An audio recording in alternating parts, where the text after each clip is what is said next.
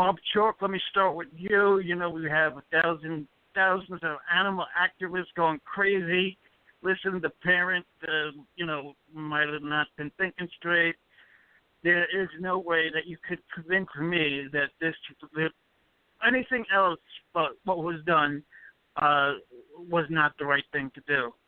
So say you. Again, I would agree, Jordan. It's an unfortunate incident. I mean, this was going to, cut both ways. What do? Wait it out to see what he does to a 3-year-old child, which right. could be a terrible situation with tons of witnesses and iPhones and cameras, or do you, have to do, unfortunately, what the zoo had to do and euthanize the gorilla, which is obviously terrible. And, again, the animal rights activists have every right to be upset. But again, I don't think any criminal responsibility can be placed on the parents. The mother was there with other children. The reports are that she was attentive to her child, turned her back, they said, for a matter of seconds, possibly a minute, to attend to another child that was in her group.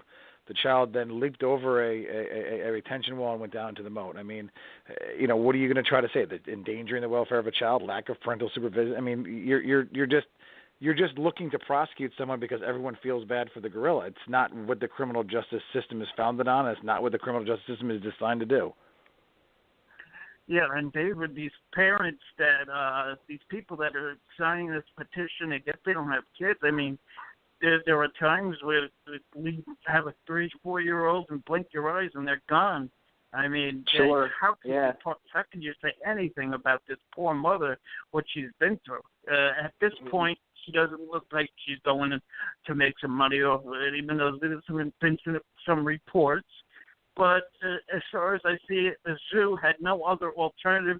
There was this other thing they were talking about, maybe to slow it down, but that might have took 5 to 7 minutes, and that could have, took a long time, and then the kid might not be with us.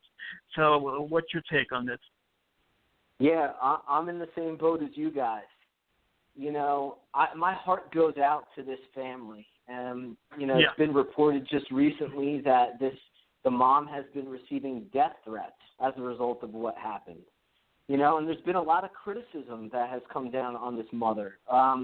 Police are probing this incident, and there's a lot of chatter on national media, local media, and the crimes that are potentially at play here are a neglect and a potential child endangerment.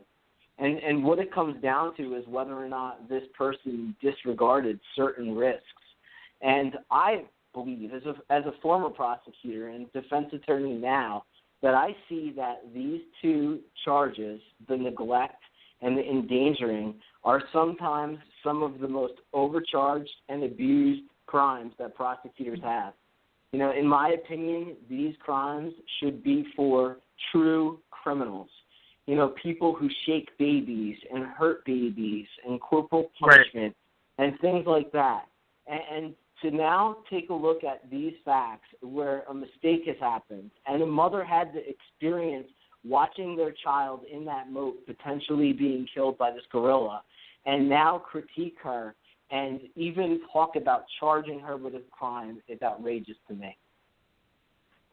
Alex Sanchez, it makes no sense to me. I mean, the mother's intent was to take the kid out on a nice Memorial Day to the zoo. That shows good, intentions on her part. But, as a former prosecutor, Alex Sanchez, would you prosecute her, and if so, why? Well, first of all, I was never a prosecutor. I've always been a defense attorney. Okay. But I don't know about you, but I'm feeling very, very angry. I feel angry. I feel angry that this gorilla's dead. I'm a lover of animals. I have 2 dogs. I even have a lizard that I inherited from my daughter, who kind of lost interest in it. So I'm taking care of the lizard. But, I love animals. And when I hear that an animal is shot dead, a beautiful, magnificent animal like this gorilla, it gets me absolutely sick. And, when I first heard this story, I was very enraged at the mother. Thinking about it, I mean, I went to a circus one time with my kids when they were small. And, everybody was getting ready to leave the circus at that point. And no, we let our daughter's hand go for 1 second. She disappeared. Now, she could have run down to, she could have been in some danger, if not stomped by animals, stomped by people that are walking around. It was a horrible, frightening situation. And I remember becoming, demanding to know where my daughter was and sending my wife here and there. Luckily, there was some other people in the audience that said, hey, there's a little girl over here. And we found our daughter. Things like that do happen. All you have to do is turn your head for 1 second. And another thing, you go to a zoo.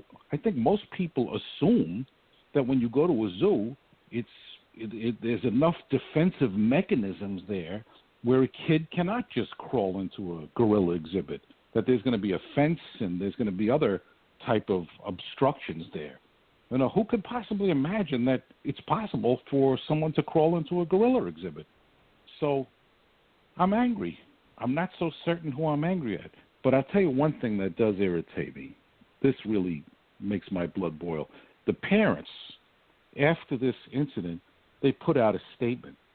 But it was one of those lawyer-type statements, one of those statements where you go to some publicity agent and it said something like, oh, we're very horrified and very saddened by the death of a beautiful animal, and we want to thank the zookeepers, that type of language.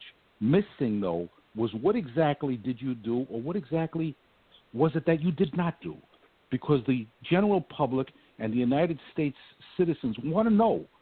Don't put out a statement which sounds very nice, but on the very crucial issue of what you did, don't mention anything at all. You're playing games. You're doing that lawyer game, the publicity game stuff. That makes me angry. Jordan, if I may just jump in there. Alex, go ahead, I feel horrible about the gorilla as well.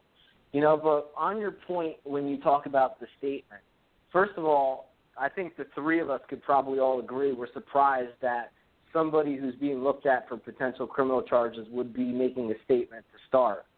I'm surprised about that. But certainly I guess they had to get the lawyers involved with all of the criticism, potential crimes, civil lawsuits possibly coming. So I don't necessarily fault for somebody making that decision to go to a lawyer and trying to get some guidance in a very litigious society and potentially charges being brought forward. Well, you know what it is, Bruno? I guess because I'm a lawyer and I see, and just like you, I see right through it and I see exactly what's going on. And that annoys me. What can I say? Well, you want to weigh in, Bob? It's a delicate situation, as David points out. I mean, you have parents who are receiving death threats. You have people whose name is being dragged through every media outlet for good, bad, or indifferent. Internet, Twitter, social media, Facebook, network news, cable news, is talking about this. Right. It's the story du jour in the United States of America today. And the issue that you're running into is people will expect them to say something, and most people are ill-equipped to say something. So, obviously Alex, has a good point, and is sometimes you can see through these canned, statements that are released that don't appear to be genuine or don't appear to really, be as reflective as they are intended to be or need to be. But again, it's not. I don't blame the family at that point in time. They did what they thought was right. They sought an attorney, which is what I would tell anyone to do. And maybe it's the attorney who needs some better networking skills with the press before releasing any statements moving forward. I blame the lawyers because the lawyers should have advised them, listen, you know what? You need to get out there, Mom. You need to get out there in front of the media. And maybe you need to express your emotions. Maybe you need to cry. Maybe you need to say, oh, my God, this is horrible. I never intended this. My children were there. I let my child's hand go for 1 second, and she disappeared. I never intended this. I never thought that my kid could possibly jump over a wall and fall into a gorilla exhibit and cry in front of that camera. And you know what? That would have neutralized this. Instead, it's growing exponentially at this point precisely because of this family and because they went to some bozo lawyers, as far as I'm concerned, who put out this canned statement. Yeah, I think the zoo put out a canned statement, too. And when you look at that fence, I'm surprised. I'm surprised that fence wasn't bigger. It wasn't able to get through by a 4-year-old. You know, if we're pointing fingers, let's not stop at the zoo here and the design of this particular structure and how in the world does somebody fall into this gorilla pit. It's beyond me. Well, you know, David, that's a good point, because if you read some of the articles that are being released now and some of the investigative journalism that's being conducted, this zoo has had numerous violations over the years where animals have either gotten loose, where enclosures haven't been properly maintained. So it'll be very interesting to see when this whole thing dies down, do somebody file a lawsuit because these fences weren't a certain height or because certain precautions weren't taken, that it could expose the zoo to civil responsibility. But let me tell you something, the firestorm that would come down on that family if they file a lawsuit in the coming weeks, in the coming days, would be way worse than they're getting right now. But don't be surprised if in a couple months, maybe a year goes by, statute of limitations, we all know it, things die down, you know, the news cycle turns over, if you don't see something come out of this.